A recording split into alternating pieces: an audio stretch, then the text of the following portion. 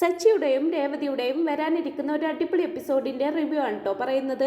ശ്രുതി തന്റെ ജോലി നഷ്ടപ്പെട്ട കാര്യം ശ്രുതിയെ അറിയിക്കാതെ പാർക്കിലും മറ്റുമായിട്ട് അലിഞ്ഞു തിരിഞ്ഞ് നടക്കുമായിരിക്കും. ശ്രുതി ആണെങ്കിൽ ഇത് അറിയുന്നുമില്ല എന്നും മാറ്റി ഒരുങ്ങി ജോലിക്കൊന്നും പറഞ്ഞു പോകുന്ന ശ്രുതിയെ സംശയിക്കേണ്ട കാര്യമൊന്നും അവൾക്കില്ലല്ലോ. എന്നാൽ അധികം വൈകാതെ ജോലിക്കൊന്നും പറഞ്ഞു പാർക്കിൽ പോയി ചുറ്റിക്കറങ്ങുന്ന ശ്രുതിയെ കൈയോടെ പിടികൂടുന്നുണ്ട് സച്ചി.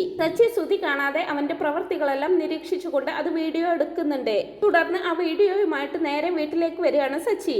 ശ്രുതിയുടെ കള്ളത്തരമെല്ലാം തെളിവ് സഹിതം ശ്രുതിക്ക് മുമ്പിൽ അവതരിപ്പിക്കുകയാണ് സച്ചി ചെയ്യുന്നത്. ശ്രുതി ജോലിക്കെന്നും പറഞ്ഞ് ഇവിടെ നിന്ന് പോയി പാർക്കിൽ കറങ്ങി തിരിയാണെന്നും തെളിവ് സഹിതം മനസ്സിലാവുന്ന ശ്രുതിയാണെങ്കിലും ആകെ തകർന്നു പോകുന്നുണ്ട്. പിന്നീട് അങ്ങനെ തന്റെ കള്ളത്തരങ്ങളൊന്നും പൊളിഞ്ഞു വീണത് അറിയാതെ വൈകിട്ട് ജോലി കഴിഞ്ഞ് തിരിച്ചു വരുന്നത് പോലെ വരികയാണ് ശ്രുതി. അങ്ങനെ ഒന്നും അറിയാതെ വീട്ടിലെത്തിയ ശ്രുതി അന്നത്തെ സംഭവങ്ങളെല്ലാം വലിയ ഗമയോടെ ശ്രുതിക്ക് പറഞ്ഞു കൊടുക്കുകയാണ്. ശ്രുതി, ഇന്ന് ഞങ്ങളുടെ ഷോറൂമിൽ കാർ എടുക്കാൻ വന്നത് ആരാണെന്നറിയോ? ശ്രുതിക്ക് ഏറ്റവും ഇഷ്ടപ്പെട്ട നടനാണ് വിജയ്. ഞങ്ങൾക്കൊക്കെ അത്ഭുതമായിരുന്നു അദ്ദേഹത്തെ നേരിട്ട് കണ്ടപ്പോൾ. അവിടെ അത്രയും പേരുണ്ടായിട്ടും കാറിന്റെ കാര്യങ്ങളൊക്കെ എക്സ്പ്ലെയിൻ ചെയ്തു തരാൻ അദ്ദേഹം എന്നെയാ വിളിച്ചതെന്നൊക്കെ ശ്രുതി പറയുമ്പോ അത് കേട്ട് അത്ഭുതം ഭാവിച്ചെന്ന പോലെ, ഓ വിജയ് ഒക്കെ നിങ്ങളുടെ ഷോറൂമിൽ വന്നായിരുന്നോ എന്ന് ചോദിക്കുന്നുണ്ട്. ഇതിനിടയ്ക്ക് ചന്ദ്രമതിയാണെങ്കിൽ ശ്രുതിയോട്, എടാ നീ ഒന്നും മിണ്ടാതിരിക്കേ, കാര്യങ്ങളൊക്കെ നമുക്ക് പിന്നീട് സംസാരിക്കാമെന്നൊക്കെ പറയുന്നുണ്ടെങ്കിലും എന്താ അമ്മ അവനെ പറയാൻ അനുവദിക്കാത്തത്? അവൻ എത്ര സന്തോഷത്തോടെയാണ് പറയുന്നതെന്ന് കണ്ടില്ലേ? അവൻ കണ്ടിന്യൂ ചെയ്യട്ടെ, അമ്മ ഒന്ന് അടങ്ങിയിരിക്കുന്നൊക്കെ പറയുകയാണ് സച്ചി.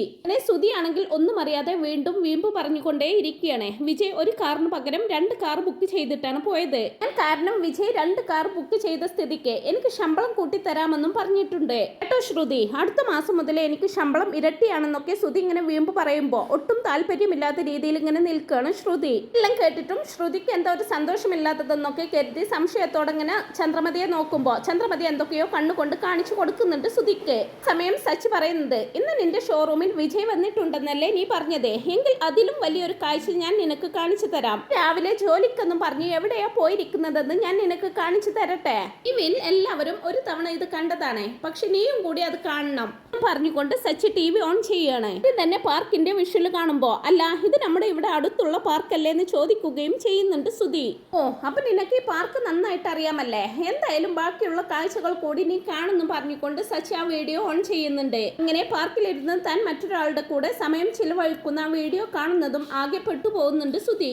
അവൻ ഞെട്ടലോടെ ശ്രുതിയെയും അമ്മയെയും മാറി മാറി നോക്കുന്നുണ്ട്. നേരം സച്ചി ഒരു പരിഹാസത്തോടെ, ഇപ്പൊ നിനക്ക് എല്ലാ കാര്യങ്ങളും മനസ്സിലായല്ലോ. നീ രാവിലെ ജോലിക്കൊന്നും പറഞ്ഞ് ഇവിടെ നിന്ന് പോകുന്നത് പാർക്കിലേക്കാണല്ലേ? ഞാൻ ഇന്ന് നിന്റെ എല്ലാ ലീലാവിലാസങ്ങളും കണ്ടടാ. നീ രാവിലെ ഇവിടെ നിന്ന് ജോലിക്കൊന്നും പറഞ്ഞു ഒരുങ്ങിക്കെട്ടി പോകുന്നത് പാർക്കിൽ പോയിരുന്ന കുട്ടികളെ പോലെ കളിക്കാനാണല്ലേ?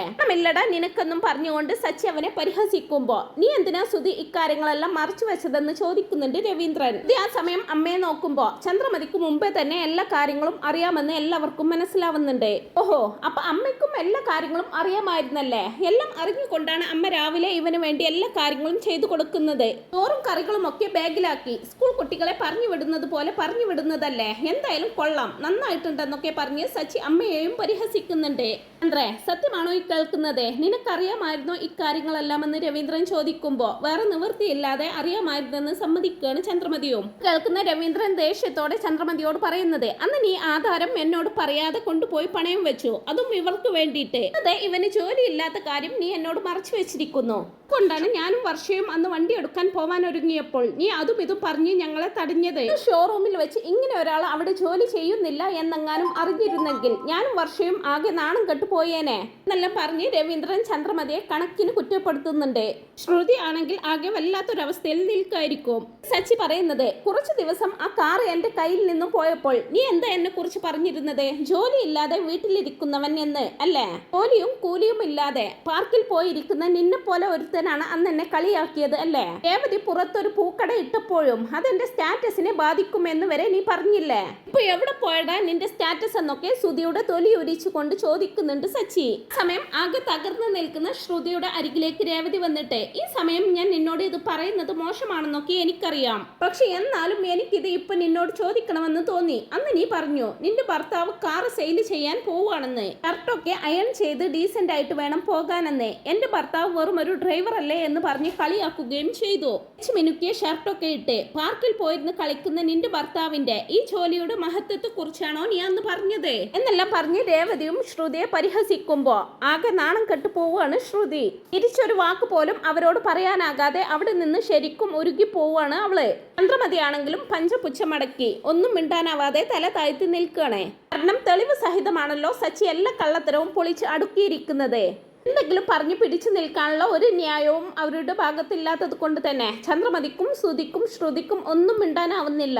ഇതിനാ ശ്രുതിനെ ഇക്കാര്യം മറച്ചു വെച്ചത്? ഒന്നുമില്ലെങ്കിലും നിന്റെ ഭാര്യയോടെങ്കിലും നിനക്ക് ഇക്കാര്യം പറഞ്ഞുകൂടായിരുന്നോ എന്നൊക്കെ രവീന്ദ്രൻ പറയുമ്പോ അതിനും മറുപടി കൊടുക്കുന്നത് സച്ചിയാണ്. അച്ഛൻ എന്തറിഞ്ഞിട്ടാ ഈ പറയുന്നത്? ഇതെല്ലാം ഇവളും കൂടി അറിഞ്ഞിട്ടുള്ള കളിയായിരിക്കും. എല്ലാം കള്ളക്കൂട്ടങ്ങളാണ്. ഒരൊറ്റ എണ്ണത്തിനെയും വിശ്വസിക്കാൻ പറ്റില്ല. വായെടുത്താൽ കള്ളം മാത്രമേ ഈ മദാമ പറയൂന്നും കൂടി സച്ചി പറയുന്നത് കേൾക്കുമ്പോ പൊട്ടിക്കരഞ്ഞു പോകുന്നുണ്ട് ശ്രുതി. കരഞ്ഞുകൊണ്ട് റൂമിലേക്ക് ഓടുന്ന ശ്രുതിയുടെ പിന്നാലെ തന്നെ ശ്രുതി ചെല്ലുന്നുണ്ടെങ്കിലും ശ്രുതിയുടെ മുമ്പിൽ വാതിൽ വലിച്ചടക്കുകയാണ് കേട്ടോ ശ്രുതി ചെയ്യുന്നത്. എന്ത് ചെയ്യണമെന്നറിയാതെ സച്ചിയെ ദേഷ്യത്തോടെ നോക്കുന്ന ശ്രുതിയെ രവീന്ദ്രൻ ഉപദേശിക്കുന്നുണ്ട്. നീ ഞങ്ങളോട് കള്ളം പറയുന്നതും പ്രവർത്തിക്കുന്നതുമൊന്നും ആദ്യമായിട്ടല്ല. പക്ഷെ നിന്നെ വിശ്വസിച്ച് വന്ന നിന്റെ ഭാര്യ എവിടെയുണ്ട്? അവളെയാണ് നീ മറന്നത്. അവളെയാണ് നീ പറ്റിച്ചത്. നീ ചെന്ന് അവളുടെ കാല് പിടിച്ച് മാപ്പ് പറയാന്നൊക്കെ പറയുന്നുണ്ട് രവീന്ദ്രൻ. ചന്ദ്രമതിയാണെങ്കിലും ശ്രുതിയോട് പറയുന്നത്, ഞാൻ നിന്നോട് അന്നേ പറഞ്ഞതല്ലായിരുന്നോ എന്തെങ്കിലും ഒരു ജോലി നോക്കണമെന്ന്? ഇപ്പൊ എല്ലാവരും എല്ലാം അറിഞ്ഞപ്പോൾ നിനക്ക് സന്തോഷമായല്ലോ. നീ എന്തായാലും ശ്രുതിയെ പോയി ഒന്ന് സമാധാനിപ്പിക്കേ എന്നെല്ലാം പറഞ്ഞു കൊടുത്ത് ശ്രുതിയെ ശ്രുതിയുടെ അടുത്തേക്ക് പറഞ്ഞു വിടുകയാണ് ചന്ദ്രമതി. ശ്രുതിയാണെങ്കിൽ റൂമിലിരുന്ന് ഒരേ കരച്ചിലിൽ തന്നെ ആയിരിക്കും. സങ്കടവും നാണക്കേടും രേവതിയുടെയും സച്ചിയുടെയും പരിഹാസവും ഒക്കെ ആയിട്ട് എല്ലാം കൊണ്ടും ആകെ തകർന്നു പോയിട്ടുണ്ടാവും അവള്. ആ സമയം ശ്രുതി മെല്ലെ വന്നിട്ട് ശ്രുതിയെ തൊടാൻ തുടങ്ങുന്നതും ശ്രുതി എന്നെ തൊട്ടു പോകരുതെന്നും പറഞ്ഞുകൊണ്ട് ശ്രുതിയുടെ കൈ തട്ടി മാറ്റി ചാടി എണീക്കാണ് ശ്രുതി. എന്നെ തൊട്ടു പോകരുത് ശ്രുതി, ഇത്രയും നാളും നീ എന്നെ ചതിക്കുകയായിരുന്നല്ലേ? ജോലി നഷ്ടപ്പെട്ടെന്ന് ഒരു വാക്കെങ്കിലും നീ എന്നോട് പറഞ്ഞോ? എല്ലാ ദിവസവും ജോലിക്കെന്നും പറഞ്ഞ് എന്റെ മുന്നിൽ കൂടി അണിഞ്ഞൊരുങ്ങി പോയപ്പോൾ ഒരിക്കലെങ്കിലും എന്നോട് സത്യം പറയണമെന്ന് നിങ്ങൾക്ക് തോന്നിയോ? എന്നെ ആത്മാർത്ഥമായിട്ട് വിശ്വസിച്ച എന്നോട് തന്നെ ഈ ചതി ചെയ്യണമായിരുന്നു ശ്രുതി എന്നൊക്കെ പറഞ്ഞ് കരയാണ് ശ്രുതി. ആ നേരം ശ്രുതി പറയുന്നത്, നിന്നെ വിഷമിപ്പിക്കണ്ട എന്ന് കരുതിയാണ് ശ്രുതി ഞാൻ എല്ലാ കാര്യവും നിന്നോട് മറച്ചു വെച്ചത്. ഇത് മാത്രമല്ല, സച്ചി എന്നെ എപ്പോഴും പണ്ടത്തെ കാര്യങ്ങൾ പറഞ്ഞു കുത്തി നോവിക്കുന്നത് നീ കാണുന്നില്ലേ?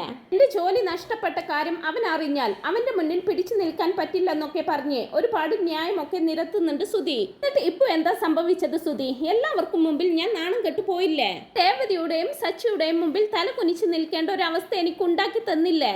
എല്ലാറ്റിനും നീയല്ലേ കാരണം. ഇനി ഞാൻ എങ്ങനെ അവരുടെ മുഖത്ത് നോക്കും? ഈ കാരണം ഞാൻ എല്ലാവരുടെയും മുമ്പിൽ അപമാനിക്കപ്പെട്ടു. നീ എന്നെ നാണം കെടുത്തി. ഇതെനിക്ക് ക്ഷമിക്കാനാവില്ല ശ്രുതി എന്നൊക്കെ പറഞ്ഞു പൊട്ടിക്കരയാണ് ശ്രുതി വീണ്ടും. പല ന്യായങ്ങളും നിരത്തി ശ്രുതിയെ കൺവിൻസ് ചെയ്യാനൊക്കെ നോക്കുന്നുണ്ടെങ്കിലും ശ്രുതി അത് കേൾക്കാൻ തയ്യാറാവുന്നില്ല. കാരണം കുറച്ചു മുമ്പേ അവൾ അനുഭവിച്ച നാണക്കേട് അവളെ അത്രത്തോളം തളർത്തിയിട്ടുണ്ടാവും. അവൾ അവനോട് വീണ്ടും പറയുന്നത്, ശ്രുതി ഇനി എന്നെ തൊട്ടു പോകരുത്, കൺമുന്നിൽ പോലും നിന്നെ കണ്ടുപോകരുത്. ശ്രുതിക്കറിയോ നിന്നെ ഞാൻ എത്രമാത്രം വിശ്വസിച്ചിട്ടുണ്ടെന്ന്? മാത്രമല്ല എത്ര കാര്യങ്ങൾ തരണം ചെയ്തിട്ടാണ് ഞാൻ നിന്നെ കല്യാണം കഴിച്ചത്. സ്നേഹിച്ച ആരും ആത്മാർത്ഥമായിട്ട് എന്നെ തിരിച്ച് സ്നേഹിച്ചിട്ടില്ല. എല്ലാവരും അങ്ങനെ തന്നെയാ. എല്ലാവരും എന്നെ ചതിച്ചിട്ടേ ഉള്ളൂ. നീ കുറച്ചൊക്കെ കള്ളത്തരം പറയുമെന്നൊക്കെ എനിക്കറിയാം. എങ്കിലും നീ ഒരു നിഷ്കളങ്കൻ ആണെന്നാണ് ഞാൻ കരുതിയിരുന്നത്. പക്ഷെ നീ എന്നെ ശരിക്കും ചതിച്ച് കളഞ്ഞു ശ്രുതി. എന്നോടിനി നീ ഒന്നും സംസാരിക്കണ്ട. എനിക്ക് നീ നിന്നെ കാണുകയും വേണ്ട, നീ പറയുന്നതൊന്നും കേൾക്കുകയും വേണ്ട. എന്റെ കൺമുന്നിൽ നിന്ന് ഒന്ന് ഇറങ്ങിപ്പോ ശ്രുതി എന്നും പറഞ്ഞുകൊണ്ട് ശബ്ദമുയർത്തുകയാണ് ശ്രുതി. ശ്രുതിയെ തന്റെ കൺമുന്നിൽ നിന്നും ആട്ടിപ്പായിച്ചുകൊണ്ട് വീണ്ടും സങ്കടത്തോടെ അവിടെ ഇരുന്ന് പൊട്ടിക്കരയാണ് ശ്രുതി. ശേഷം തന്റെ സങ്കടത്തിന് ഒരു ആശ്വാസമേകാനെന്നോണം നേരെ മീരയുടെ അരികിലേക്ക് ചെല്ലുന്നുണ്ട്. കാര്യങ്ങളെല്ലാം ശ്രുതിയിൽ നിന്നും അറിയുന്ന മീര അവളെ ആശ്വസിപ്പിക്കുന്നുണ്ട്. അതോടൊപ്പം തന്നെ മീര പറയുന്നത്, ഞാൻ നിന്നോട് അന്നേ പറഞ്ഞിരുന്നില്ലേ ശ്രുതി, അവൻ ജോലിക്കൊന്നും പോവില്ലെന്ന്. അവനൊരു കുഴിമടിയനാണെന്ന് എനിക്ക് പണ്ടേ അറിയാമായിരുന്നു. അവനെ ആ പാർക്കിൽ വെച്ച് കണ്ടപ്പോൾ തന്നെ എനിക്ക് സംശയം തോന്നിയതാ. അത് ഞാൻ നിന്നോട് പറയുകയും ചെയ്തു. പക്ഷെ അന്ന് നീ എന്റെ വാക്കുകളെ എതിർത്തുകൊണ്ട് അവന്റെ കൂടെ നിന്നു. ഇപ്പൊ എങ്ങനെയുണ്ട്? ഞാൻ പറഞ്ഞതല്ലേ ശരിയായതെന്നൊക്കെ ചോദിച്ച് മീരയും അവളെ കുറ്റപ്പെടുത്തുന്നുണ്ട്. അറിയില്ലായിരുന്നല്ലോ മീര ഇങ്ങനെയൊക്കെ സംഭവിക്കുമെന്ന്.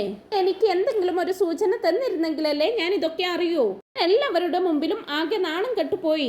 രേവതിയുടെ മുഖത്തും വർഷയുടെ മുഖത്തുമൊക്കെ ഞാൻ ഇനി എങ്ങനെ നോക്കും? എന്റെ തൊലി ഒരിഞ്ഞു പോയി അവരുടെ മുമ്പിൽ എന്നൊക്കെ പറയാണ് ശ്രുതി. ആ സമയം മീര പറയുന്നത്, നീ ഇപ്പോൾ അവന്റെ ഭാഗത്ത് നിന്ന് ഇങ്ങനെ ഒരു തെറ്റ് വന്നപ്പോൾ ഇത്രമാത്രം വിഷമിക്കുന്നുണ്ട്. നീ ഒന്ന് ആലോചിച്ച് നോക്കിയേ, നീ എന്തൊക്കെ കാര്യങ്ങൾ അവനിൽ നിന്നും മറച്ചു വെച്ചിട്ടുണ്ടെന്ന്. അതൊക്കെ അവൻ എന്തെങ്കിലും അറിയുമ്പോൾ എല്ലാം പറഞ്ഞ് അവൻ നിന്നെയും കുറ്റപ്പെടുത്തില്ലേ? ഇതിനെ പറ്റിയൊക്കെ നീ എപ്പോഴെങ്കിലും ആലോചിച്ചിട്ടുണ്ടോ ശ്രുതി? അമ്മായിയമ്മയും ഭർത്താവും ഒക്കെ ഇതിനോട് എങ്ങനെ പ്രതികരിക്കുമെന്ന് നീ ഒന്ന് ആലോചിച്ച് നോക്കേ. സത്യം അറിഞ്ഞാൽ അവരാരും നിന്റെ കൂടെ ഉണ്ടാവില്ല എന്നല്ലങ്ങനെ മീര പറയുന്നത് കേൾക്കുമ്പോ ശ്രുതിക്ക് വീണ്ടും സങ്കടമാവുന്നുണ്ട്. താൻ ഒരുപാട് കള്ളങ്ങൾ മറച്ചു വെച്ചാണ് ശ്രുതിയുടെ കൂടെ ജീവിക്കുന്നത്. അതുകൊണ്ട് തന്നെ ശ്രുതി ഇങ്ങനെ ഒരു തെറ്റ് ചെയ്തെന്ന് കരുതി അവനെ പൂർണ്ണമായിട്ടും വെറുക്കാനുള്ള അവകാശമൊന്നും തനിക്കില്ല എന്നല്ലങ്ങനെ മനസ്സിൽ ഓർക്കുകയാണ് ശ്രുതി.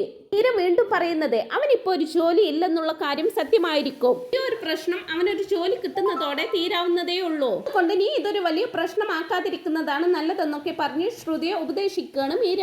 പറഞ്ഞതൊക്കെ ശരിയായിരിക്കും മീരെ, പക്ഷെ എനിക്കിതങ്ങോട്ട് സഹിക്കാൻ പറ്റുന്നില്ല.